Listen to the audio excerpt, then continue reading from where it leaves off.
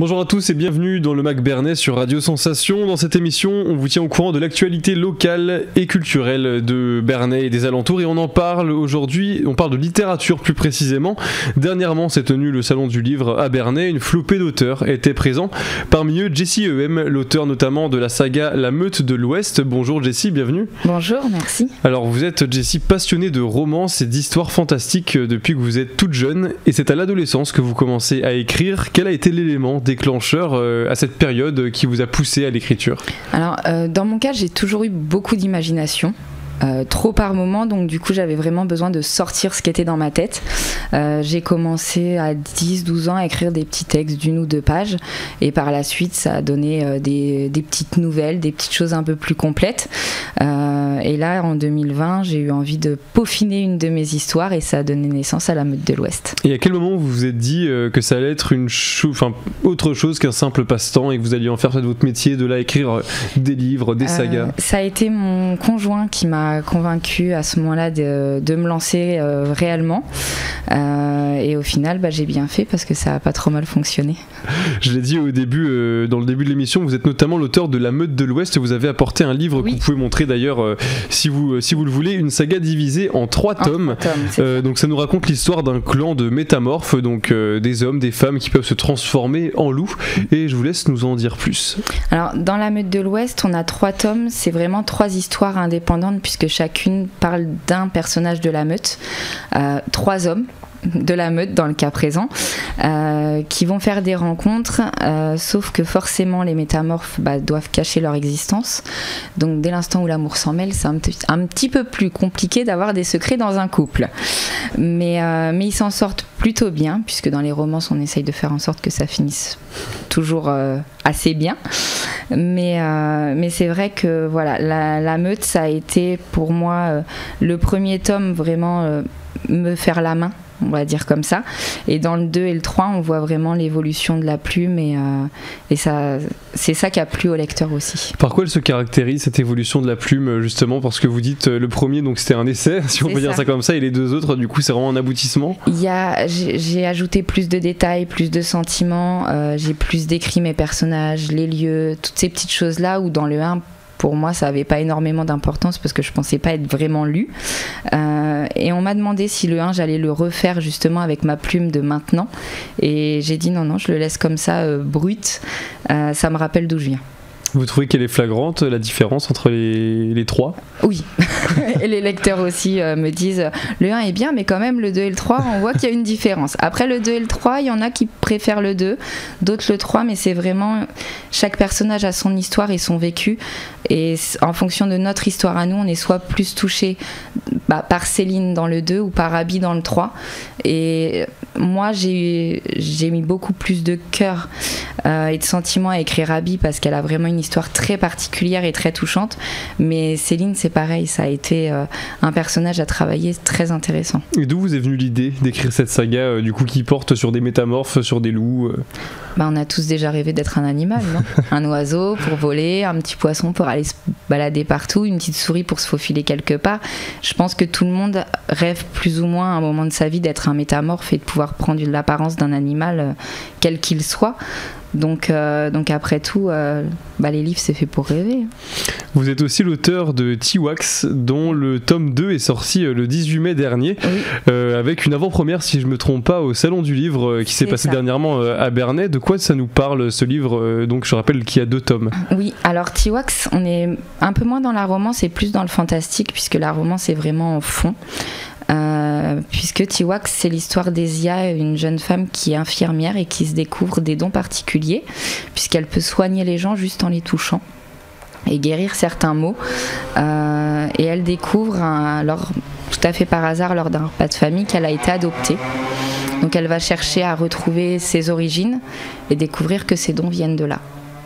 Elle vous est venue quand l'idée d'écrire ces livres, ces 2 livres-là? Alors, le premier tome en l'occurrence. La Meute, depuis toute jeune, j'ai écrit beaucoup d'histoires sur les métamorphes, petites histoires.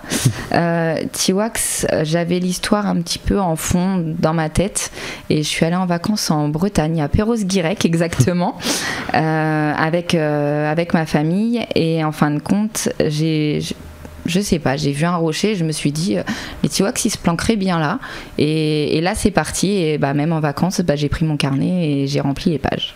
C'est à chaque fois du coup des sujets autour des romances fantastiques, le monde fantastique en général. Pourquoi ces sujets et ces mondes vous intéressent particulièrement?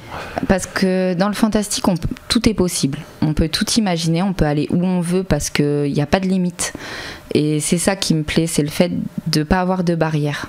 Ça vous permet aussi de vous créer votre monde à vous et peut-être aussi d'échapper à une certaine réalité. Ah oui, bien sûr, forcément. Moi, je m'y cache un petit peu quand ça commence à être un peu compliqué dans la vie. Hop, on va écrire une petite romance, une petite saga, on attaque quelque chose et ça fait toujours du bien. Alors vous êtes venu il y a quelques semaines nous parler du Salon du Livre notamment, et on avait abordé le sujet de l'auto-édition. Justement, on avait abordé ces thèmes-là.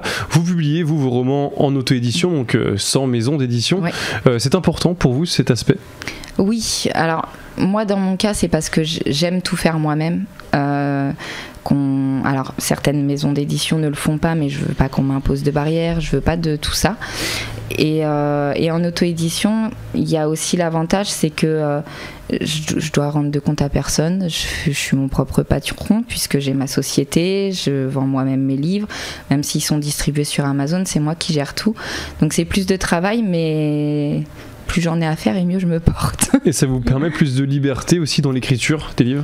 Oui, parce que c'est vrai que dans les maisons d'édition, on doit toujours suivre la ligne éditoriale, rentrer dans certaines cases. Parfois, on a certains passages qui peuvent être censurés par certaines maisons d'édition.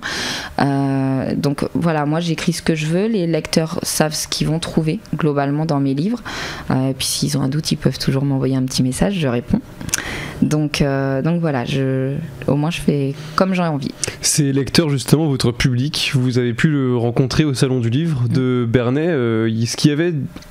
Quels étaient les retours sur vous avec vos lecteurs ? Ça a été très positif, d'autant que j'ai des chroniqueuses qui ont chroniqué mes romans, qui les avaient eu en service presse, qui sont venues me rendre visite, donc ça c'est juste génial. J'en ai une qui justement avait commencé Tiwaks et m'a dit « Ah, j'ai pas encore fini, j'en suis à tel passage ». Donc on faisait attention qu'il n'y ait pas d'oreilles à côté quand même, mais ça c'était bien. Forcément on trouve de nouveaux lecteurs aussi. Donc ça c'est encore mieux parce que c'est un public qu'on ne toucherait pas par les réseaux ou autre chose.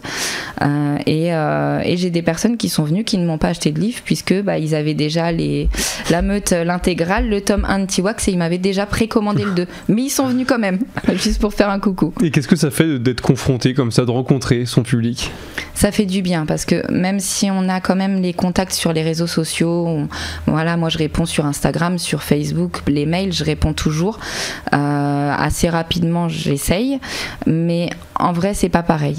Et quand on se voit en vrai, on aborde des sujets différents. On peut parler du livre, mais on peut aussi parler de la vie, de tout, de rien, de la famille, des prochaines vacances, etc. Et ça, par contre, c'est principalement sur les salons. Vous êtes du coup confronté logiquement aux critiques autant positives que négatives. Comment vous les interprétez, vous, ces critiques qu'on vous fait ? Alors, ça dépend desquelles. Si c'est une critique constructive qui a été dite dans la bienveillance, comme tel passage tu aurais peut-être pu ajouter plus de détails ou des choses comme ça, je prends parce que c'est toujours bon à prendre et ça, je changerai pas mon roman pour autant, mais ça m'aidera pour les prochains. Par contre, j'ai de mémoire une critique que j'avais eue sur le premier tome de La Meute où on me disait que la romance allait trop vite, que de toute façon, oui, bon, elle tombe amoureuse de lui, mais ça va trop vite, dans la vraie vie ça se passe pas comme ça. Ça reste de la romance, donc la romance forcément on enjolive les choses. On se doute bien que dans la vraie vie, quand vous rencontrez quelqu'un, je prends n'importe quelle romance, mais vous rencontrez quelqu'un dans un bar, vous n'allez pas aller tout de suite vous imaginer que vous allez vous marier avec. Ça c'est vraiment dans les livres, il faut savoir faire la part des choses aussi. Et ces critiques-là, moi je les écoute, mais j'en tiens pas forcément compte pour la suite, parce que quand c'est 1 sur 20, et encore sur 20, voilà. Mais par contre, si c'est constructif, je prends. Si vous deviez choisir un chouchou parmi tous vos livres que vous avez écrits, ça serait lequel ? Celui-là. Le tome 2 du coup de Tiwaks. Le tome 2, parce que la couverture, elle est à mon sens plus réussi, mais après je me fais la main aussi.